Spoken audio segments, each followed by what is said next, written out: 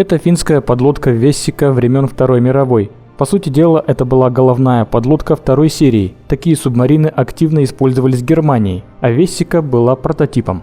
Построена подлодка была в Финляндии подставной фирмой ИВС в обход Версальского договора. Немцам нужно было тайно собрать и испытать лодку в Финском заливе. После тестов финны ее выкупили и ввели в строй под названием Вессика. Субмарина ограниченно применялась во время Советско-финской и Второй мировой войн, однако особых успехов не имела, на ее счету только несколько попыток атак советских кораблей. Подлодка пережила войну, и в конце 50-х ее превратили в музей на берегу в Хельсинки.